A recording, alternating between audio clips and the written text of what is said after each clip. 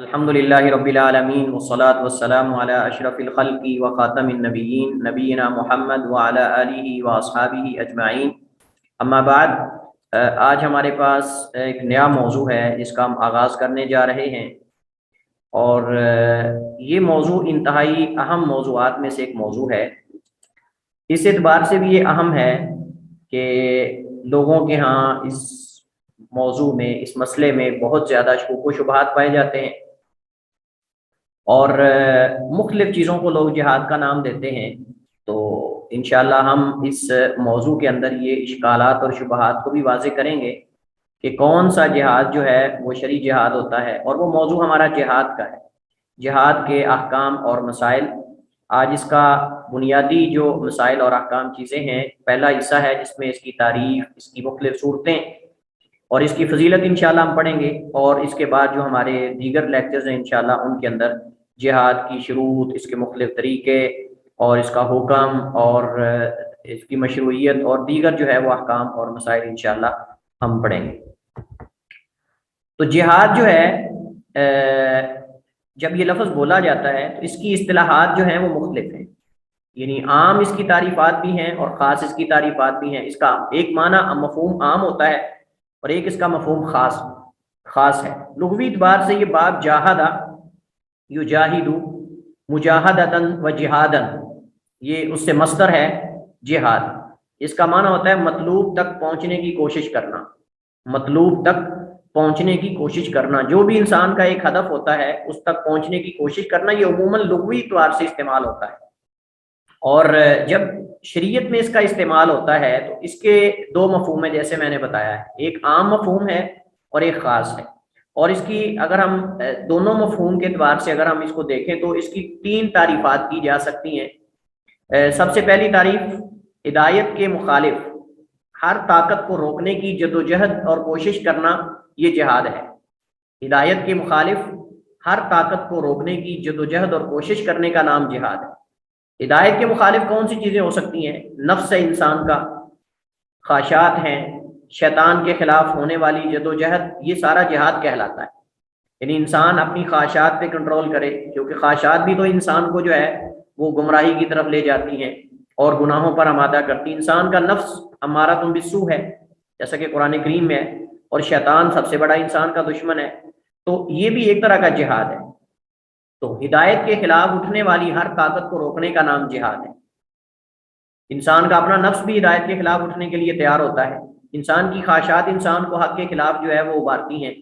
شیطان انسان کو اس کے دل کے اندر شبہات اور شکوک پیدا کر کے، تو اس طرح تمام قسم کے باطل شبہات کے خلاف کوشش بھی جہاد میں شامل ہوگی اگر ہم اس مفہوم کو، اور یہ مفہوم بہت وسیع ہے۔ دوسرا مفہوم یہ کہ دین اور کلمۃ اللہ کے غلبہ کی خاطر کسی بھی قسم کی کوشش کرنا،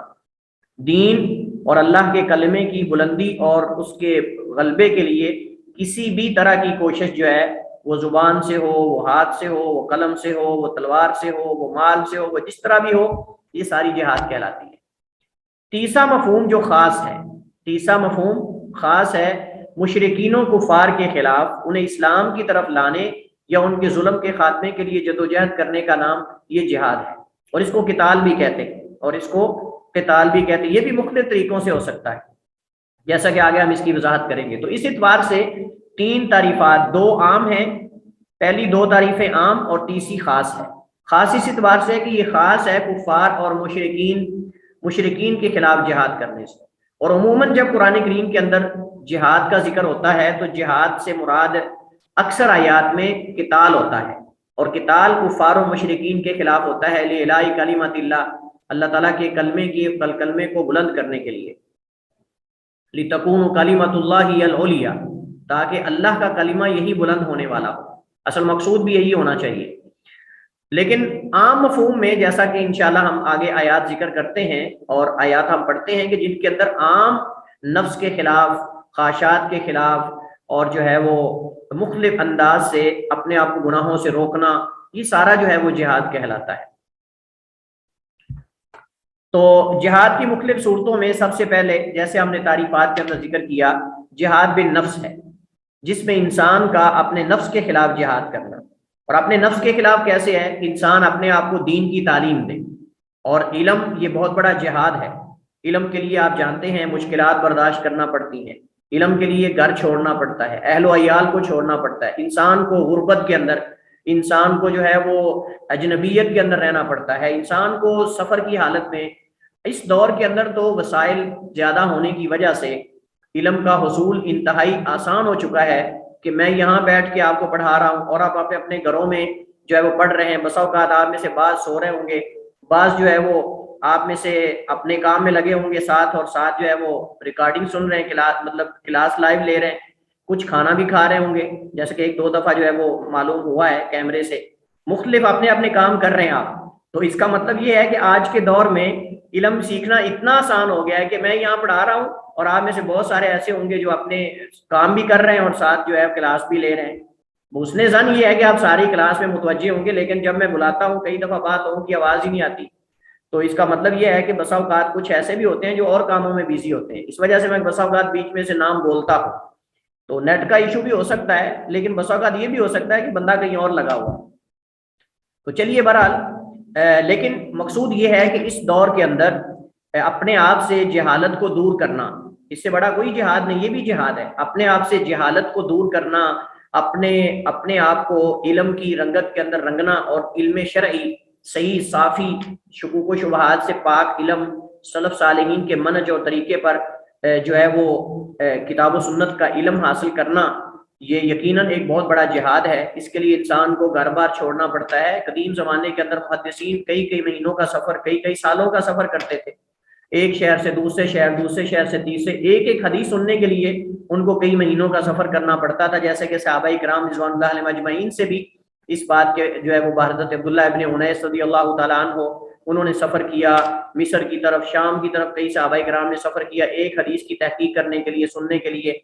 اور جب محدثین کو پتہ چلتا کہ یہ حدیث جو ہے ایک عالم اس کو مصر میں بیان کرتا ہے، اس کے پاس 3 واسطوں سے اللہ کے نبی تک حدیث پہنچتی ہے، اور یہ 5 واسطوں والی اس کے پاس حدیث ہے، تو صرف ایک واسطہ نبی علیہ السلام اور اپنے درمیان کم کرنے کے لیے وہ اس استاد کے پاس جا کے حدیث سننے کے لیے جاتا تھا کہ جس کے اور نبی علیہ السلام کے درمیان کم واسطے ہیں بنسبت اس کی حدیث کے کہ اس کے پاس واسطے زیادہ ہے۔ آپ اندازہ کریں کہ ایک واسطہ کم کرنے کے لیے وہ اتنا لمبا کئی مہینوں کا سفر کر کے اپنے اس استاد سے جا کے حدیث سنتے تھے کہ جس کے اور نبی علیہ السلام کے درمیان واسطے کم ہوتے تھے، اور اس کو کہتے ہیں طلب علو الاسناد۔ طلب علو الاسناد یعنی اعلی سند کی طلب۔ محدثین کے ہاں یہ بہت بڑا مشغلہ تھا، محدثین کے ہاں یہ بہت بڑا مشغلہ تھا کہ سند عالی کرنا، اپنی سند کو اللہ کے نبی تک بلند کرنا، عالی کرنا، اور یہ واسطے کم کرنے سے ہوتی تھی۔ جتنے واسطے کم ہوں گے اللہ کے نبی اور راوی کے درمیان، اتنا محدثین کو شرف سمجھتے تھے، اگرچہ انہیں کئی مہینوں کا سفر کرنا پڑتا۔ اور آپ جانتے ہیں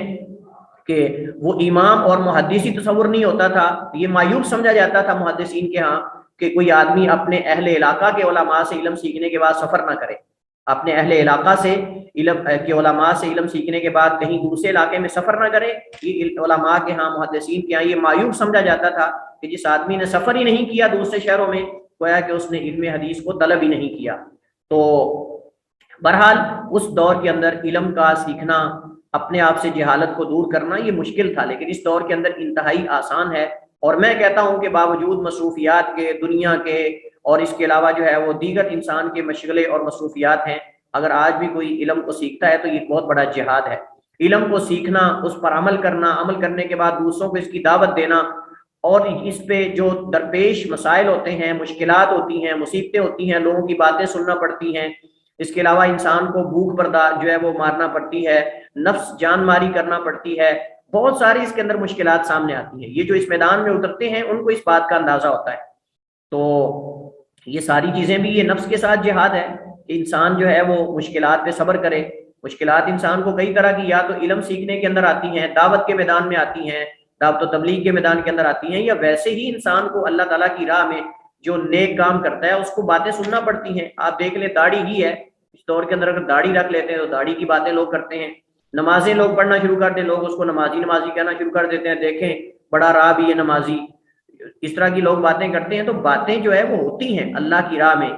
تو یہ بھی ایک بہت بڑا جہاد ہے کہ انسان لوگوں کی باتوں کی پرواہ نہ کیے کرتے ہوئے، لا یخاف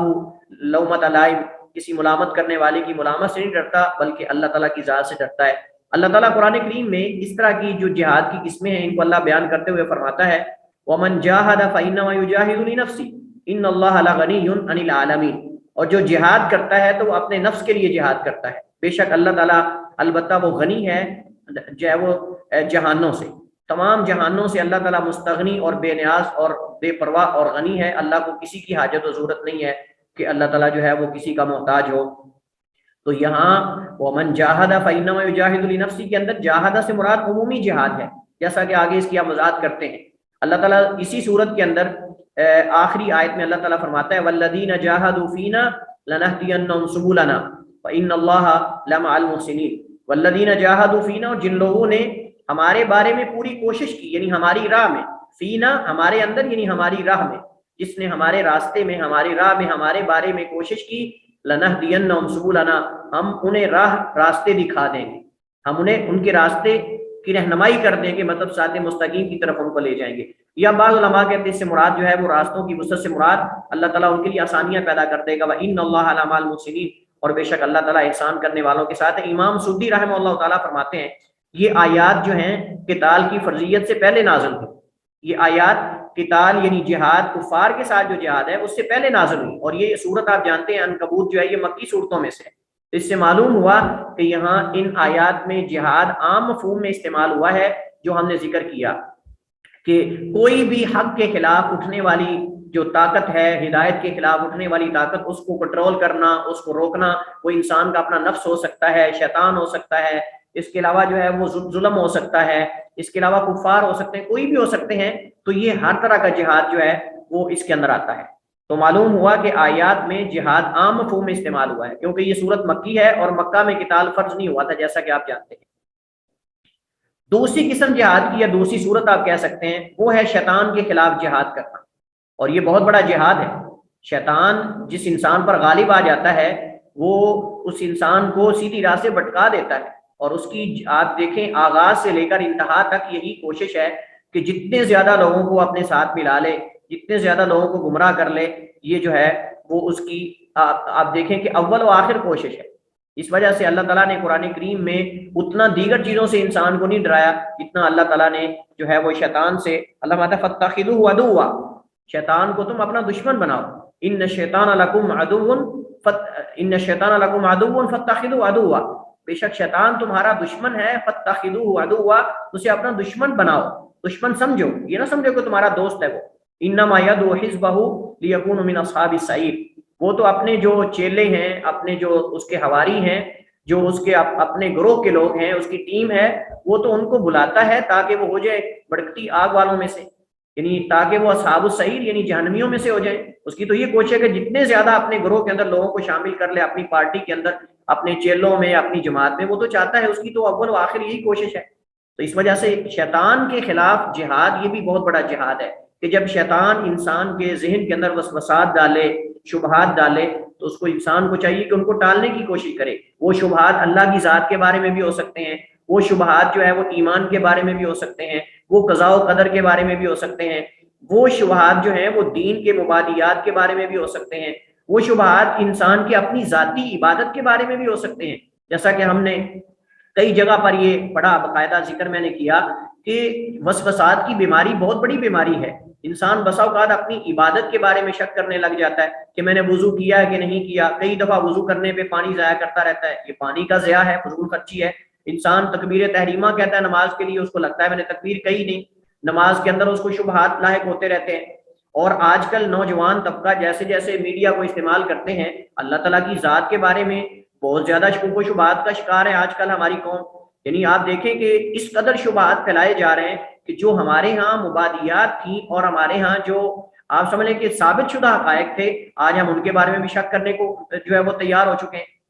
تو یقیناً شبہات اور وسوسات کے آنے کے بعد ان کو نکالنے کی کوشش کرنا، ان کو جو ہے وہ ٹالنے کی کوشش کرنا اور ان کے پیچھے نہ لگنا، یہ بھی بہت بڑا جہاد ہے۔ ظلم، بدعات و خرافات کے خلاف جہاد بھی ایک طرح کا جہاد ہے کہ انسان ظلم کو ختم کرنے کے لیے، ظلم کے خاتمے کے لیے ظالم کا ہاتھ پکڑے۔ نبی علیہ السلام نے فرمایا انصر اخاک ظالما او مظلوما، کہ اپنے بھائی کی مدد کرو، ظالم ہو یا مظلوم ہو۔ صحابہ نے کہا اللہ کا رسول، مظلوم کی مدد کرنا تو ہمیں معلوم ہوتا ہے کہ مظلوم کی مدد کرنی چاہیے ظالم کے خلاف، لیکن ظالم کی مدد ہم کیسے کریں؟ تو فرمایا کہ اس کا ہاتھ پکڑو، ظلم سے اس کو روکو، اس کو ظلم سے روکو، یہ بھی مدد ہے۔ تو یہ ترک جہاد ہے یہ، لیکن اس کے مراحل، اس کے درجات ہیں۔ یہ نہیں کہ آدمی سیدھا ہی ہم کہیں کہ صرف ہاتھ سے ہی جہاد ہو سکتا ہے، اس کی اور کو صورتیں نہیں۔ اللہ کے نبی علیہ السلام نے باقاعدہ اس کے درجات اور اس کی کیٹیگری اور اس کے جو ہے وہ سٹیپ بتائے ہیں کہ کس انداز سے تم نے ظلم کو روکنا ہے۔ بدعات اور خرافات کے خلاف جہاد کرنا، اس سے بڑا اور کیا جہاد ہو سکتا ہے؟ جو انسان کے لیے بدعات نقصان دہ ہیں، اتنا کفر نقصان دہ نہیں ہے۔ اسلام کے اندر رہ کر اسلام کو نقصان پہنچانا، وہ بدعات کے ذریعے ہو یا وہ جو ہے وہ تفرقہ بازی کے ذریعے ہو یا وہ شکوک و شبہات کے ذریعے ہو، یہ زیادہ نقصان ہے بنسبت باہر سے شبہات کے آنے کے۔ جو اندر سے شبہات جو ہے وہ ظاہر کیے جاتے ہیں، اندر سے لوگوں کو شکوک و شبہات ان کے ذہن کے اندر ڈالے جاتے ہیں، بدعات و خرافات پیدا کی جاتی ہیں، یہ باہر والے دشمنوں سے زیادہ سخت دشمنی ہے۔ بدعت دین اسلام کے اندر ایجاد کر دینا، یہ تو گویا کہ اسلام کی شکل و صورت کو بگاڑ دینے والی بات ہے کہ آپ لوگوں کے اندر اس قدر بدعات و خرافات عام کر دیں کہ لوگوں کو یہ لگے کہ شاید یہ ہمارا دین اور عقیدہ ہے۔ آپ دیکھ لیں آج ہماری جو 40-50 سال پہلے جو ہماری جو ہے وہ دین کا حصہ نہیں تھی چیزیں، آج لوگوں نے اس کو دین کا حصہ بنا لیا ہے۔ جتنی بھی رسومات ہیں، فوت ہونے کے والے کے بارے میں ہوں، شادی بیاہوں کے بارے کے اندر ہوں، معاملات کے اندر ہوں، یا جو ہے وہ میلاد النبی اور اس طرح کی کئی چیزیں لوگوں نے، اس سے پہلے ان کا وجود نہیں تھا مسلمانوں کے اندر، لیکن آپ دیکھیں ایسا ایسا وہ ہر سال ایک نئے انداز کے ساتھ آتی ہے، ہر سال نئے انداز کے ساتھ منائی جاتی ہیں چیزیں۔ تو شیطان جیسے جیسے وقت گزر رہا ہے، جیسے نوح علیہ السلام کی قوم کے ساتھ کیا شیطان نے کہ اس نے آ کر جو ہے وہ نوح علیہ السلام کی قوم، جب نوح علیہ السلام جو ہے وہ چلے گئے، ان کے اندر جو بزرگ لوگ تھے نوح علیہ السلام کی قوم کے اندر، جیسا کہ حضرت عبداللہ بن عباس کی حدیث ہے کہ اس نے آ کر کہا کہ تمہارے یہ بزرگ تھے، ان کی تعظیم کیا کرو، ان کی شکلیں تصویریں بنا کے رکھ لو۔ تصویریں بنا کے رکھ لی۔ جب ان کی نسل بعد والی نسل آئی، انہوں نے کہا تمہارے بڑے ان کا احترام کرتے تھے، ان کے سامنے تم کھڑے ہوا کرو۔ وہ کھڑا ہونے لگ گئے۔ اس کے بعد جب وہ نسل گزر گئی، اس کے بعد والوں کو اس نے کہا کہ تمہارے بڑے ان کے سامنے کھڑا ہوتے تھے، تم ان کے سامنے سجدہ کیا کرو، قیام کیا کرو۔ تو لوگوں نے ان کی عبادت شروع کر دی۔ یہی جو ہے وہ آپ سمجھ لیں کہ آغاز شرک کا ہوا، اور کیسے وہ جو ہے وہ ارتقاء کی طرف، ترقی کی طرف گیا کہ آپ دیکھ لیں کہ آج لوگ جو ہے وہ اپنے ہاتھ سے غسل دیتے ہیں، اپنے ہاتھ سے کفن دیتے ہیں، اپنے ہاتھ سے منو مٹی کے نیچے دفنا کر اس کے سامنے سجدہ ریز ہو جاتے ہیں۔ اور شیطان نے اس قدر مت ماری ہے کہ اتنا ہوش بھی نہیں کہ جس کو میں اپنے ہاتھوں سے کفن دے رہا ہوں، اپنے ہاتھوں سے غسل دے رہا ہوں، اپنے ہاتھوں سے منو مٹی کے نیچے دبا رہا ہوں، وہ زندہ تھا تو وہ میری بات کو دیوار کے پیچھے سن نہیں سکتا تھا، تو مرنے کے بعد کیسے وہ ساری چیزیں سن رہا ہے اور مشکلات حل کر رہا ہے۔ ساری زندگی مشکلات میں کاٹی، ساری زندگی مصائب و آلام میں کاٹی، لیکن مرنے کے بعد مشکل کشا ہو گیا۔ یہ تو بڑی عجیب بات ہے۔ بہرحال بدعات و خرافات کے خاتمے کے لیے بھی کوشش کرنا، یہ بھی ایک طرح کا جہاد ہے، حسب استطاعت ہوگا۔ یہ ان چیزوں کے خلاف جہاد حسب استطاعت ہوگا، پہلے ہاتھ سے روکنے کے ساتھ، اگر اس کی طاقت نہ رہے تو زبان سے، اگر زبان بھی عاجز رہے تو دل سے انسان برا جانے۔ اور یہ سب سے کمزور ترین ایمان والے بندے کی علامت ہے کہ انسان جو ہے وہ نہ ہاتھ سے روک سکتا ہو، نہ زبان سے روک سکتا ہو، لیکن دل سے برا جانتا ہو، تو یہ کمزور ترین جو ہے وہ ایمان کی علامت ہے۔ اور اگر کسی کے اندر یہ بھی نہ رہے تو اس کو اپنے ایمان کا سوچنا چاہیے۔ جس کے اندر کسی برائی کو دیکھ کر برا بھی محسوس نہیں ہوتا، اس بندے کو سوچنا چاہیے کہ اس کا ایمان، اس کے ایمان کی اصلاح کی ضرورت ہے، ایمان کو مزید پختگی اور جو ہے وہ بڑھانے کی ضرورت ہے۔ اور یہ حسب حال حکمت عملی سے ہونا چاہیے تاکہ فتنہ اور فساد نہ رہے، تاکہ فتنہ یہ نہ ہو کہ اصلاح کرتے کرتے اور بگاڑ پیدا ہو جائے۔ اس انداز سے اس معاملے کی اصلاح کی جائے، ظلم کے خلاف آواز اٹھائی جائے، بدعات و خرافات کے خلاف آواز اٹھائی جائے، لیکن حکمت عملی کو مد نظر رکھا جائے۔ حکمت عملی اور مسلط کا دامن نہیں چھوڑنا چاہیے۔ اللہ تعالیٰ نے قرآن کریم میں نبی کریم علیہ السلام کو بھی اس بات کی طرف جو ہے وہ رہنمائی کرتے ہوئے فرمایا، ادعو الی سبیل ربک بالحکمۃ والموعظۃ الحسنۃ وجادلھم باللتی احسن، کہ اے نبی بلائیں اللہ کے اپنے رب کی راہ کی طرف، بالحکمت حکمت عملی سے، والموعظۃ الحسنہ اور اچھی نصیحت کے ساتھ، وجادلھم باللتی احسن اور ان سے بحث مباحثہ کرو اچھے طریقے سے، باللتی احسن ایک بہترین انداز سے، ان ربک هو اعلم، یہ نہیں کہ اگر کسی مخالف سے بحث مباحثہ شروع ہو جائے تو آپ گالی نکالنے لگ جائیں، آپ برا بھلا کہیں، زبان درازی کریں، بد گوئی کریں، فحش گوئی کریں، یہ جائز نہیں ہے، چونکہ وہ لوگ تو پہلے ہی برے ہیں، وہ لوگ تو پہلے ہی برے ہیں، لیکن اگر ہم بھی ان کے ساتھ برا سلوک کریں گے اور گالی دیں گے تو ہمارے خلاف وہ اس چیز کو استعمال کریں گے کہ دیکھیں یہ اپنے آپ کو صحیح سمجھتے ہیں، یہ اپنے آپ کو حق پہ سمجھتے ہیں، یہ اپنے آپ کو یہ، لیکن ان کا اخلاق دیکھیں، ان کا طریقہ دیکھیں، وہ تو آپ کا کمزور پہلو تلاش کرنے کے چکروں میں. تو اس وجہ سے فرمایا وَجَادِلْهُمْ بِالَّتِي هِيَ أَحْسَنُ، اور ان سے باس مباحثہ کرو اس طریقے سے جو اچھا ہے. یعنی آپ بہتر سے بہتر طریقہ اور اسلوب اختیار کریں. دعوت میں، تبلیغ میں، وعظ کے اندر لوگوں کو حق کی طرف لانے میں جو انتہائی عمدہ طریقہ اور اسلوب ہے وہ اختیار کرنا چاہیے. آسان ہو، بہتر ہو، عمدہ ہو. هو اعلم بمن ضل عن سبیلی، وہ زیادہ خبر رکھنے والا ہے اس کی جو بھٹک گیا اس کی راہ سے. وهو اعلم بالمهتدین، اور وہ زیادہ خبر رکھنے والا ہے کہ کون اس کے بندوں میں سے ہدایت یافتہ ہے. تو اس کے اندر اللہ تعالیٰ نے دعوت و تبلیغ کے جو اسالیب ہیں ان کو ذکر کیا ہے کہ دعوت کے اندر اللہ کی راہ کی طرف بلانے کے لیے حکمت عملی ہونی چاہیے. حکمت عملی سب سے پہلی چیز ہے. یہ نہیں کہ انسان جو ہے وہ بغیر کسی حکمت عملی کے جو ہے وہ دعوت دینا شروع کر دے کہ لوگ بجائے آنے کے لوگ بھاگنا شروع کر دیں. اور حکمت عملی کے اندر حالات کو دیکھنا، مخاطبین کو دیکھنا کہ جو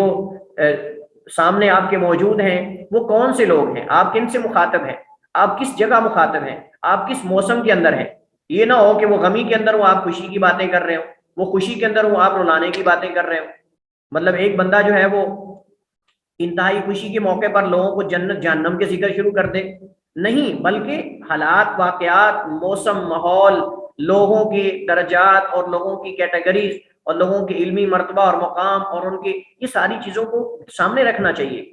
جس انداز سے آپ شہریوں سے مخاطب ہیں اس انداز سے آپ دیہاتیوں سے مخاطب نہیں ہو سکتے. جس انداز سے آپ عمراء سے مخاطب ہو سکتے ہیں اس انداز سے آپ غریب فقراء سے مخاطب نہیں ہو سکتے. تو غریب لوگوں، محتاج لوگوں سے مخاطب ہونے کا انداز اور ہے، امیر لوگوں سے مخاطب ہونے کا انداز اور ہے، شہری لوگوں کے ساتھ مخاطب ہونے کا انداز اور ہے، دیہاتی لوگوں کے ساتھ مخاطب ہونے کا انداز جو ہے وہ اور ہے. اسی طرح پڑھے لکھے لوگوں کے ساتھ مخاطب ہونے کا انداز اور ہے، جاہل لوگوں سے مخاطب ہونے کا انداز اور ہے، عورتوں سے مخاطب ہونے کا انداز اور ہے، مردوں سے مخاطب ہونے کا انداز اور ہے، بچوں سے مخاطب ہونے کا انداز اور ہے. اللہ کے نبی علیہ السلام جب بچوں کو نصیحت کرتے تھے اور انداز سے کرتے تھے، ان کی بنیادی چیزوں کو ذکر کرتے تھے. جیسا کہ اللہ کے نبی علیہ السلام نے حضرت عبداللہ بن عباس رضی اللہ تعالیٰ عنہما کو اپنی سواری کے پیچھے بٹھا کر فرمایا یا غلام انی اعلمک کلمات ینفعک اللہ بہن احفظ اللہ یحفظک احفظ اللہ تجد تجاہک احفظ اللہ یحفظ. یعنی اللہ کے نبی علیہ السلام حضرت عبداللہ بن عباس کو جو ابھی بلوغت کے قریب ہیں، ایک بچے ہیں، ان کو آپ اس انداز سے جو ہے وہ نصیحت کر رہے ہیں. لیکن دیگر صحابہ کرام کو مخاطب کرنے کا انداز آپ کا اور ہوتا تھا. یا معاذ اتدری ما حق اللہ علی العباد، کہ معاذ تمہیں پتہ ہے کہ اللہ کا بندوں پر کیا حق ہے، تمہیں پتہ ہے کہ بندوں کا اللہ تعالیٰ پر کیا حق ہے. یعنی آپ اور انداز سے لوگوں سے مخاطب ہوتے تھے. اسی طرح اگر کسی سے غلطی ہو جاتی تو اللہ کے نبی علیہ السلام نام لے کر، یہ آپ کی عادت مبارکہ تھی، آپ نام لے کر نہیں کہتے تھے کہ فلاں بندے نے کیوں ایسے کیا، بلکہ آپ فرماتے تھے ما بال اقوام ما بال فلان، فلاں بندے کا کیا حال ہے، فلاں قوم کی کیا حالت ہے جو ایسے ایسے کرتی ہے، ایسی شرطیں لگاتے ہیں جو اللہ کی کتاب کے اندر نہیں ہیں. آپ بہت کم آپ دیکھیں گے، شاید ہی اللہ کے نبی کی زبان سے کبھی کسی کی غلطی کی نشاندہی کرتے ہوئے زبان سے اس کا نام نکلا. اللہ کے نبی علیہ السلام کیونکہ مقصود تو حق بیان کرنا ہے، نہ کہ مقصود اس بندے کو رگیدنا اور اس کو ذلیل کرنا، یہ اصل مقصود نہیں ہے. تو یہ ساری چیزیں یہ ایک الگ موضوع ہے. انشاءاللہ اگر کبھی موقع ملا تو اس موضوع پہ الگ ہم بات کریں گے، دعوت کا اسلوب اور داعی کی اوصاف کیا ہیں، داعی کی خوبیاں کیا ہیں، اور جو مخاطبین ہیں ان سے کیسے مخاطب ہونا ہے، ان کے مختلف حالات کیا ہیں، ان کی صورتیں کیا ہیں، اور ہر ایک سے کیسے مخاطب ہونا ہے. یہ ایک الگ موضوع ہے جو ہمارا موضوع نہیں. بہرحال یہ بھی ایک طرح کا جہاد ہے حکمت عملی کے ساتھ. حضرت ابو سعید خدری کی معروف حدیث جس کے اندر اللہ کے نبی نے دعوت کے اسلوب کو بیان کیا ہے اور امر بالمعروف و نہی عن المنکر کے درجات کو بیان کیا ہے. حضرت ابو سعید خدری فرماتے ہیں نبی علیہ السلام نے فرمایا سمیعت رسول اللہ صلی اللہ علیہ وسلم یقول، میں نے اللہ کے نبی کو یہ فرماتے ہوئے سنا من رآ منکم منکرا فلیغیرہ بیدہ، جو تم میں سے کوئی برائی دیکھے اسے اپنے ہاتھ سے روکنے کی کوشش کرے. فإن لم يستطع فبلسانہ، اگر ہاتھ سے روکنے کی طاقت نہ رہے، فإن لم يستطع فبلسانہ، تو اپنی زبان سے روکنے کی کوشش کرے. اگر زبان بھی عاجز رہے اس برائی کو روکنے سے، فإن لم يستطع فبقلبہ، تو پھر اپنے دل سے اس کو برا جانے. وذلک اضعف الایمان، اور یہ ایمان کا سب سے کمزور ترین درجہ ہے، اور یہ ایمان کا سب سے کمزور ترین درجہ ہے. تو اس حدیث کے اندر نبی کریم علیہ تحیت و تسلیم نے باقاعدہ امر بالمعروف نہی عن المنکر یہ جہاد ہے، اور اس سے بڑا کوئی جہاد نہیں ہے۔ امر بالمعروف نہی عن المنکر اس امت کی خوبی ہے، یہ امت وسط ہے، امت اعتدال ہے، یہ میانہ روی اختیار کرنے والی امت ہے، اور یہ آخری امت ہے، افضل ترین امت ہے۔ اور اللہ ان کی خوبیاں بیان کرتے ہوئے فرماتا ہے تامرون بالمعروف وتنہون عن المنکر، تم لوگوں کو نیکی کا حکم دیتے ہو اور برائی سے روکتے ہو، اور یہ بہت بڑا جہاد ہے۔ اس کے لیے لوگوں کی باتیں سننا پڑتی ہیں، اس کے لیے دھکے بھی انسان کو پڑتے ہیں، اس کے لیے انسان کو مارے بھی پڑتی ہیں۔ اور اللہ کے نبی علیہ السلام فرماتے ہیں، اللہ کے نبی فرماتے ہیں کہ اللہ کی راہ میں جتنا مجھے ڈرایا گیا اتنا کسی کو نہیں ڈرایا گیا، اور جتنی تکلیفیں مجھے پہنچی میں آزمایا گیا اتنا شاید ہی کوئی آزمایا گیا ہو۔ اور یہ دعوت کا میدان تھا، اور یہ امر بالمعروف نہی عن المنکر کا میدان تھا۔ دوسرا اس حدیث سے یہ بھی معلوم ہوتا ہے کہ ایمان میں کمی اور زیادتی ہوتی ہے، ایمان میں کمی اور زیادتی ہوتی ہے، اور یہ اہل سنہ کا منہج، اہل سنہ کا مذہب ہے کہ ایمان بڑھتا بھی ہے اور ایمان کم بھی ہوتا ہے، اور اس کے دلائل بے شمار ہیں، قرآن کریم کے اندر بھی احادیث کے اندر بھی۔ نبی اللہ تعالیٰ قرآن کریم میں فرماتا ہے وَإِذَا تُلِيَتْ عَلَيْهِمْ آيَاتُهُ زَادَتْهُمْ إِيمَانًا، کہ جب ان پر قرآن کی آیات پڑھی جاتی ہیں، اللہ کی آیات تلاوت کی جاتی تو ان کا ایمان بڑھ جاتا ہے، ایمان میں بڑھ جاتے ہیں۔ تو اسی آیت کے اندر یہ بات معلوم ہے کہ جب ایمان بڑھتا ہے تو اس کا مطلب پہلے کم تھا، اس کا مطلب یہ کہ پہلے کم تھا، اور جہاں جن آیات سے ایمان بڑھنے کے دلائل ہیں انہی آیات سے جو ہے وہ ایمان کم ہونے کی بھی دلیل موجود ہے، کیونکہ بڑھتا اسی وقت ہے جب کم ہوتا ہے۔ تو اس کے علاوہ حدیث کے اندر بھی موجود ہے، نبی صلی اللہ علیہ وسلم نے کہ مومن نہیں زنا کرتا مگر وہ مومن نہیں رہتا، اس طرح کی کئی اور احادیث ہیں۔ اسی طرح جہاد کی صورتوں میں سے ایک صورت کفار اور منافقین سے جہاد کرنا، کفار اور منافقین سے جہاد کرنا، یہ نفس کے ساتھ بھی ہے، مال کے ساتھ بھی ہے، دل کے ساتھ بھی ہے، زبان کے ساتھ بھی ہے، اور یہی ہمارا موضوع ہے جس کو ہم پڑھیں گے۔ پہلا ہمارا موضوع نہیں تھا جو پہلی صورتیں، ہمارا موضوع فقہ کے اندر وہ قتال ہے،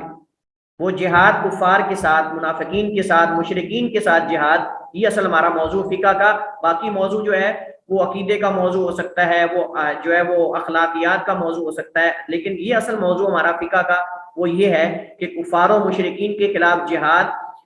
اس کی فرضیت، اس کی مشروعیت، اس کی شروط اور اس کی مختلف صورتیں، یہ انشاءاللہ ہم جو ہے وہ ہمارے اس جو لیکچرز ہیں ان کے اندر پڑھیں گے۔ پہلا ہمارا موضوع نہیں، وہ تو صرف ایک وضاحت کے لیے چیزیں ذکر کرتی گئی۔ اللہ تعالیٰ قرآن کریم میں فرماتا ہے انما المؤمنون الذین آمنوا باللہ ورسولہ ثم لم يرتابوا وجاہدوا باموالہم وانفسہم فی سبیل اللہ اولئک هم الصادقون، کہ مومن تو وہی لوگ ہیں الذین آمنوا باللہ ورسولہ، جو اللہ اس کے رسول پر ایمان لائے، ثم لم يرتابوا، پھر انہوں نے کسی قسم کا شک نہیں ہوا ایمان لانے کے بعد کہ ہم غلط ہیں، یعنی ان کو غلط ہونے کا شک نہیں ہوا بلکہ انہیں یقین تھا کہ ہم حق پر ایمان لائیں۔ ثم لم يرتابوا، پھر نہیں انہوں نے شک کیا، انہیں شک بھی نہیں ہوا، وجاہدوا باموالہم وانفسہم، انہوں نے جہاد کیا اپنے مالوں اور اپنے نفسوں سے فی سبیل اللہ، اللہ کی راہ میں، اولئک هم الصادقون، یہی لوگ ہیں سچے مومن، یہی لوگ ہیں سچے، یعنی کس میں؟ اپنے ایمان لانے میں، اللہ اس کے رسول پر ایمان لانے میں، اور یہ اس بات کی دلیل ہے کہ ان کو کسی قسم کا حق قبول کرنے میں شک نہیں ہے۔ اور یہ سورہ حجرات کی یہ آیت ہے۔ اسی طرح اللہ تعالیٰ قرآن کریم میں سورہ تحریم کے اندر فرماتا ہے یا ایھا النبی جاہد الکفار والمنافقین واغلظ علیہم ومأواہم جہنم وبئس المصیر، کہ اے نبی جہاد کرو، جاہد الکفار، کفار سے، منافقین سے جہاد کریں، واغلظ علیہم، ان پہ سختی کریں، ومأواہم جہنم، اور ان کا ٹھکانہ جہنم ہے، وبئس المصیر، اور یہ انتہائی برا ٹھکانہ ہے، اور یہ انتہائی برا ٹھکانہ اور مقام ہر جگہ ہے۔ اس آیت کے اندر نبی کریم علیہ السلام کو جہاد کا حکم دیا جا رہا ہے کفار اور منافقین کے خلاف، اور یہ سب سے بڑا جہاد ہے دشمن کے خلاف، اپنے نفس کے ساتھ، اپنے مال کے ساتھ، اپنے قلم کے ساتھ، اپنی زبان کے ساتھ، اپنے ہاتھ کے ساتھ جہاد کرنا، یہ سب سے بڑا جہاد ہے۔ اور دل سے ان سے نفرت کرنا، ان کی طرف دل مائل نہیں ہونا چاہیے ہمارا۔ الولا والبرا، الولا والبرا کا عقیدہ جو ہے یہ بہت بڑا عقیدہ ہے کہ کفار سے ہماری دشمنی اللہ کی ذات کے لیے ہو، جس سے ہماری ولا اور دوستی ہے وہ اللہ کے لیے، جس سے ہماری دشمنی ہے وہ اللہ کے لیے۔ جہاد کی حقیقت، جہاد اس وقت تک حقیقی جہاد نہیں ہو سکتا جب تک اس میں مدرجہ ذیل امور کا خیال نہ رکھا جائے، اللہ کی خوشنودی اور رضا، یہ شروط نہیں جہاد کی، یہ جہاد کی حقیقت ہم بیان کر رہے ہیں، شروط الگ آئیں گے۔ جہاد اس وقت تک حقیقی جہاد نہیں ہوگا فی سبیل اللہ جب تک اس میں ان امور کا خیال نہ رکھا جائے، اللہ کی خوشنودی، اللہ کی رضا۔ جس جہاد میں اللہ کی رضا نہ ہو، اللہ کی خوشنودی اور اخلاص نہ ہو، وہ جہاد نہیں ہے۔ اللہ تعالیٰ قرآن کریم میں فرماتا ہے وَمَا أُمِرُوا إِلَّا لِيَعْبُدُوا اللَّهَ مُخْلِصِينَ لَهُ الدِّينَ، کہ نہیں انہیں حکم دیا گیا مگر تاکہ وہ اللہ کی عبادت کریں خالص ہو کر، خلوص نیت سے۔ اور وہ حدیث آپ نے سن رکھی ہوگی، حضرت ابو ہریرہ رضی اللہ تعالی عنہ کے بارے میں آتا ہے کہ جب یہ حدیث بیان کرنے لگے تو بے ہوش ہو کر گر پڑے، پھر جب فاقہ ہوا پھر حدیث شروع کی، پھر بے ہوش ہو گئے، پھر فاقہ ہوا، پھر 3 بار بے ہوش ہوئے۔ انہوں نے حدیث بیان کی کہ نبی علیہ السلام نے فرمایا سب سے پہلے جہنم کو 3 لوگوں سے تیز کیا جائے گا، جہنم کی آگ کو سلگایا جائے گا، بھڑکایا جائے گا 3 لوگوں سے، اور ان میں ایک مجاہد ہے جو اللہ کی راہ میں جہاد کرتا ہے، لیکن اس وجہ سے تاکہ کہا جائے کہ یہ تو بڑا بہادر تھا، یہ تو بڑا دلیر تھا، بہادری اور جرت کی جو اپنی کارکردگی کو دکھانے کے لیے، تاکہ لوگوں کی زبانوں پر یہ آ جائے کہ یار فلاں بہت بڑا بہادر تھا، یہ تو تمغے کے لیے لڑا ہے، یہ تو اعزاز کے لیے لڑا ہے، تاکہ اسے فلاں نامی تمغہ مل جائے۔ تو اللہ کے نبی علیہ السلام نے فرمایا اللہ تعالیٰ اس کو مجاہد کو بلائے گا، اللہ پوچھے گا تو نے کیا کیا، اللہ اپنی نعمتوں کا اظہار کرے گا اس کے سامنے، نعمتیں پہچاننے کے بعد اللہ فرمائے گا تو نے کیا کیا، کہے گا اللہ میں تیرے راستے میں جہاد کیا تاکہ شہید کر دیا گیا۔ اللہ تعالیٰ فرمائے گا کذبتا، تو نے جھوٹ بولا، تو نے تو اس وجہ سے لڑا تھا تاکہ کہا جائے کہ یہ بہت بڑا بہادر ہے، یہ بہت بڑا بہادر ہے۔ اللہ فرمائے گا اس کو پکڑو اور جہنم میں داخل کر دو۔ دین اور کلمت اللہ کی بلندی اور غلبہ ہونا چاہیے، کوئی سیاست نہیں ہونی چاہیے، کوئی سیاست نہیں ہونی چاہیے، دین کا غلبہ، کلمت اللہ کی بلندی ہونی چاہیے۔ اور یہ ہم شروط کے اندر یہ ذکر کریں گے، شروط کے اندر یہ ذکر کریں گے کہ جہاد کا مقصد مظلوم مسلمانوں سے ظلم کا خاتمہ ہونا چاہیے، اور یہ مسلمانوں سے ظلم کا خاتمہ بھی اعلاء کلمت اللہ ہے۔ لیکن اگر اس جہاد کی وجہ سے مسلمانوں پہ ظلم بڑھ جائے، اگر اس جہاد کی وجہ سے مسلمانوں پہ ظلم بڑھ جائے تو وہ شرعی جہاد نہیں ہے، وہ شرعی جہاد نہیں ہے۔ کہ اگر پہلے ان پہ ظلم نہیں ہوتا تھا اور حملہ کرنے کی وجہ سے اگر ظلم ہونا شروع ہو جائے اور اس کا فائدہ بھی نہ رہے 20 سالوں کے بعد، 30 سالوں کے بعد، تو یہ جہاد نہیں ہے۔ دین اور کلمت اللہ کی بلندی اور غلبہ ہو، مسلمانوں سے ظلم کے خاتمے کے لیے جہاد ہوتا ہے، نہ کہ ظلم کو بڑھانے کے لیے۔ جیسے آپ کسی بونڈ کی جو جگہ ہے اس کو وہاں جا کے ہلا دیں اور خود بھاگ جائیں تاکہ وہاں کے اہل علاقہ پہ ظلم ہوتا رہے، ان کی بیٹیوں کی عزتیں لٹتی رہیں، یہ جہاد نہیں ہوتا۔ حق کے علم کو اٹھانا، باطل کے علم کو گرانا، یہ اصل میں جہاد ہے۔ علم جھنڈے کو کہتے ہیں، تو حق کے جھنڈے کو غالب کرنا اور باطل کے جھنڈے کو گرانا ہونا چاہیے۔ اصل میں اس دور کے اندر، فتنوں کے اندر، جہاد کا مفہوم اس قدر لوگوں کے اندر خلط ملط ہو گیا ہے کہ لوگ ہر چیز کو جہاد کا نام دے کر بیٹھے ہوئے ہیں۔ بہرحال انشاءاللہ ہم ہمارے لیکچرز کے اندر اس چیز کو واضح کرنے کی کوشش کریں گے کہ جہاد، الہی کلمت اللہ والا جہاد کون سا ہوتا ہے، اور کسی اور کا کلمہ بلند کرنے کے لیے وہ کون سا جہاد ہوتا ہے۔ تنبیہ، جب جہاد کا مقصد دنیاوی شہرت یا کوئی بھی اور دنیاوی غرض اور مقصد ہو تو یہ حقیقی جہاد نہیں کہلاتا، اور نہ ہی وہ قتال جہاد فی سبیل اللہ کہلاتا، جس میں بہادری کی شہرت، کسی منصب اور عہدے کی طلب ہو، یہ قطعاً بھی جہاد نہیں ہوتا۔ حضرت ابو موسیٰ رضی اللہ تعالیٰ عنہ فرماتے ہیں کہ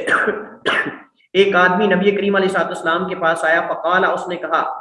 الرجل یقاتل للمغنم،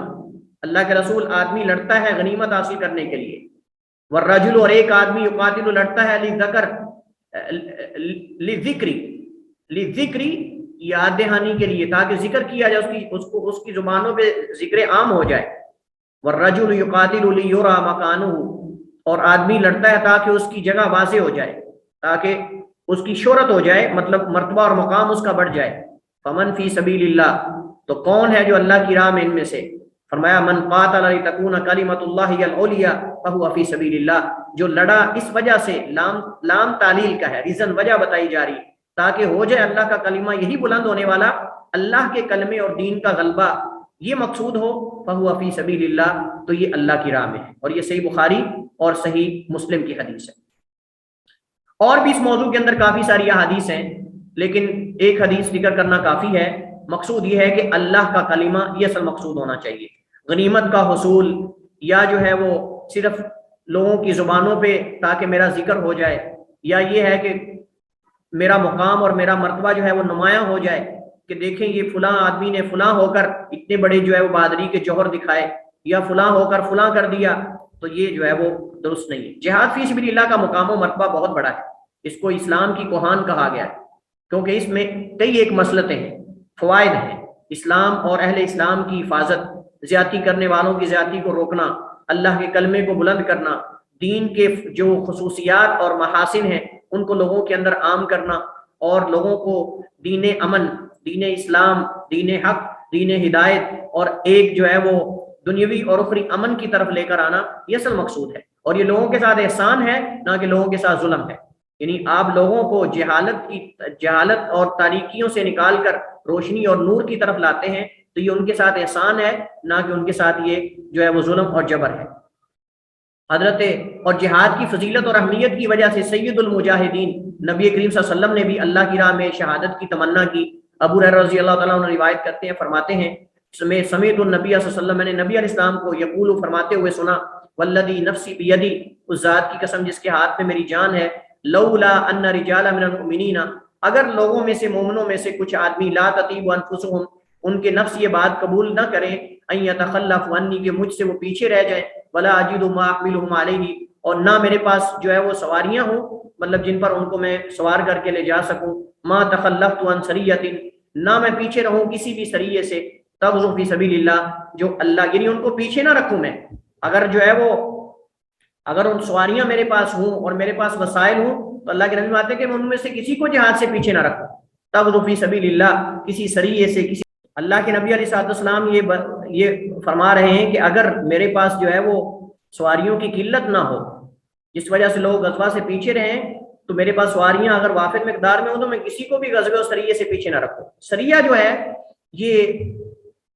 بعض علماء کہتے ہیں کہ سریے کے اندر تقریباً 300 تک 30 سے لے کر 300 تک افراد ہوتے ہیں، اور غزوہ جو ہے اس کے اندر پورا ایک لشکر ہوتا ہے۔ مختلف اس کے علماء نے تفریق کی ہے۔ بہرحال اللہ کے نبی علیہ السلام کے سرایہ بھی ہیں کہ آپ نے بعض صحابہ کرام کو خاص مہمات کے لیے بھیجا، اور بعض آپ نے جنگوں کے اندر خود شرکت کی تو ان کو غزوہ کہتے ہیں۔ اور سریہ جو اللہ کے نبی علیہ السلام 30 سے لے کر 300 افراد تک مشتمل کوئی گروہ کسی خاص مہم کے لیے بھیجا کرتے تھے، اسے سریہ کہتے تھے۔ تو اللہ کے نبی فرماتے ہیں کہ اگر میرے پاس سواریوں کی کثرت ہو تو میں کسی کو بھی کسی سریے اور غزوے سے محروم نہ کروں۔ والذی نفسی بیدی، اس ذات کی قسم جس کے ہاتھ میں محمد کریم کی جان ہے، لوددت، میری یہ تمنا ہے اور میں چاہت کرتا ہوں، انی اقتل فی سبیل اللہ، کہ میں اللہ کی راہ میں شہید کر دیا جاؤں، ثم احیا، پھر زندہ کیا جاؤں، پھر شہید کر دیا جاؤں، پھر زندہ کیا جاؤں، پھر شہید کر دیا جاؤں۔ نبی علیہ السلام بار بار یہ شہادت کی تمنا کر رہے ہیں۔ حضرت ابو ہریرہ رضی اللہ تعالیٰ عنہ کی حدیث ہے، فرماتے ہیں سمیعت رسول اللہ صلی اللہ علیہ وسلم یقول، میں نے اللہ کے نبی کو فرماتے ہوئے سنا، آپ نے فرمایا مثل المجاہد فی سبیل اللہ، مثال جہاد کرنے والے کی اللہ کی راہ میں، واللہ اعلم بمن یجاہد فی سبیلی، اور اللہ زیادہ خبر رکھنے والا ہے اس شخص کی کہ جو اللہ کی راہ میں جہاد کرتا ہے۔ یہ جملہ معترضہ بیچ میں کیوں ذکر کیا گیا ہے کہ مراد صرف جو اللہ کی راہ میں جہاد کرتا ہے، یہ اس کے بارے میں فضیلت ہے۔ فرمایا مثل المجاہد فی سبیل اللہ، مثال اس مجاہد کی جو اللہ کی راہ میں جہاد کرتا ہے، واللہ اعلم، اور اللہ زیادہ جاننے والا ہے، بمن، اس کو، یجاہد فی سبیلی، جو اللہ کی راہ میں جہاد کرنے والا ہے اس کو، یعنی خلوص نیت سے کون جہاد کر رہا ہے۔ کمثل الصائم القائم، اس روزے دار اور قیام کرنے والے کی طرح ہے۔ وتوکل اللہ للمجاہدین، یعنی جو اللہ کی راہ میں جہاد کرتا ہے وہ روزے دار اور قیام کرنے والے کی طرح ہے، گویا کہ وہ قیام اور روزے کی حالت میں ہے۔ وتوکل اللہ للمجاہد فی سبیلہ، اور اللہ نے اس بات کا عہد لیا ہے، اللہ نے اس بات کا ذمہ لیا ہے، بأن یتوفاہ، کہ اللہ اسے فوت کرے، یعنی جب وہ اللہ کی راہ میں جہاد کرتے ہوئے فوت ہو جاتا ہے، اما ان یدخلہ الجنہ، کہ اللہ اسے جو ہے وہ جنت میں داخل کر دے، یعنی وہ فوت ہوتا ہے تو جنت میں داخل ہوتا ہے۔ او یرجعہ، یعنی یا تو شہید ہو جائے اللہ کی راہ میں تو جنت میں، او یرجعہ سالما ما اجر او غنیمت، یا اللہ اسے لوٹا دیتا ہے سالم یعنی محفوظ، ما اجر او غنیمت، یا تو اس کو اجر مل جاتا ہے اگر غنیمت نہیں، یا پھر غنیمت اور اجر دونوں کو لے کر واپس لوٹتا ہے۔ یعنی مجاہد جو ہے وہ دو حال سے خالی نہیں، بلکہ 3 حالتیں ہم بنا سکتے ہیں۔ دو حال یہ ہے کہ یا تو اللہ کی راہ میں لڑتے لڑتے شہید ہو گیا تو اس کے لیے جنت ہے، اور اگر شہید نہیں ہوتا، غازی بن کر آتا ہے، تو فرمایا کہ دو حال سے خالی نہیں، یا تو مال غنیمت مل جاتا ہے، اجر بھی مل جاتا ہے، یا پھر مال غنیمت تو نہیں ملتا لیکن اجر سے واپس لوٹتا ہے، اور یہ ہر طرح ہی خیر ہے، لیکن بشرطے کہ اللہ کی راہ میں جہاد کرنے والا اور خلوص نیت سے صرف اللہ کی رضا کے لیے جہاد کرنے والا۔ اور یہ حدیث جو ہے بخاری مسلم میں، اور گزشتہ حدیث بھی بخاری مسلم میں متفق علیہ احادیث ہیں، تو ان احادیث سے جہاد کی فضیلت جو ہے وہ واضح ہوتی ہے۔ ویسے تو جہاد کی فضیلت میں بہت ساری آیات احادیث موجود ہیں کہ ان کو ذکر کرنے کی فرصت ہمارے پاس نہیں ہے، لیکن یہ دو احادیث ہی جہاد کی فضیلت میں کافی ہیں کہ سید المجاہدین، کائنات کے امام اور انبیاء صلی اللہ علیہ وسلم بھی شہادت کی تمنا کر رہے ہیں، تو آپ یہاں سے اندازہ لگا سکتے ہیں۔ بلکہ ایک حدیث کے اندر آتا ہے، نبی کریم علیہ السلام نے فرمایا کہ جب انسان دنیا سے کوئی چلا جاتا ہے تو شہید ہے جو اس بات کی تمنا کرتا ہے کہ اللہ مجھے دوبارہ لوٹا، یعنی کوئی بھی جا کر دنیا میں دوبارہ موت کی تمنا نہیں کرتا، لیکن شہید ہے جو وہاں جا کر بھی اللہ کے سامنے تمنا کرتا ہے کہ اللہ مجھے دوبارہ لوٹا دو، اور میں چاہتا ہوں کہ تیری راہ میں دوبارہ شہید کیا جاؤ، یعنی جو لذت تلوار کے نیچے تیری راہ میں لڑتے ہوئے آئی ہے میں وہ لذت دوبارہ پانا چاہتا ہوں۔ تو اس سے بھی آپ اندازہ لگا سکتے ہیں کہ جہاد جو ہے وہ اس کی فضیلت اور اس کا مقام اور اس کی اہمیت اور اس کا مرتبہ وہ کیا ہے۔ انشاءاللہ اس طرح کے مسائل اور اس طرح کے فضائل و مناقب اور آیات اور احادیث ہمارے ساتھ آتی رہیں گی۔ موضوع کافی لمبا ہے اور ہم بھی اس کو انشاءاللہ آرام سے پڑھیں گے، اسی پر اکتفا کرتے ہیں۔ واللہ تعالی عالم و احکم، وصلی اللہ وسلم علی نبینا محمد وعلی آلہ وصحبہ وسلم۔